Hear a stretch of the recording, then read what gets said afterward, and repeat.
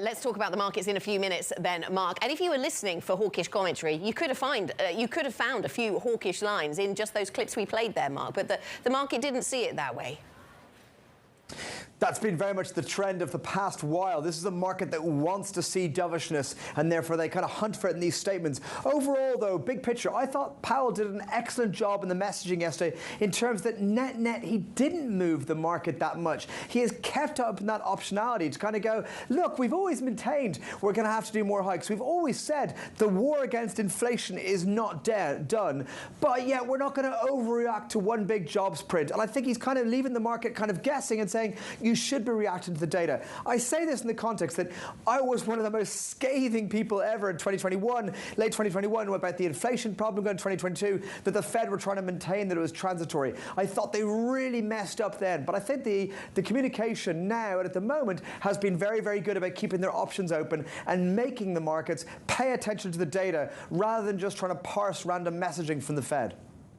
Yeah, it's interesting, though, when the market does pay attention to the data, but then the Fed wants to say, well, let's wait for a little bit more data, and we find ourselves where we are. Let's get to the politics then, the State of the Union address. A lot of the coverage focused on the mood in the room, the way that the Republicans responded to what President Biden was saying.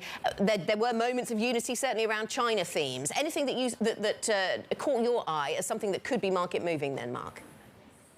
I thought there were some great kind of statements there, but this is, it is politics. I think many of the big plans were known. I thought that, some of the interesting comments were planning to reduce the deficit. I think people are pretty suspicious how his fiscal plan will reduce the deficit by $2 trillion, but that sounds great. And in line with that, he was saying much more about bringing many of their supply chains onshore, which doesn't sound like it'll help reducing the deficit and doesn't help like it will control the inflation problem. It does sound like bad news for some of their closest trade partners in the margin, things like Canada and Mexico. But will they follow through on this, or is it just words? We have heard presidents say this before.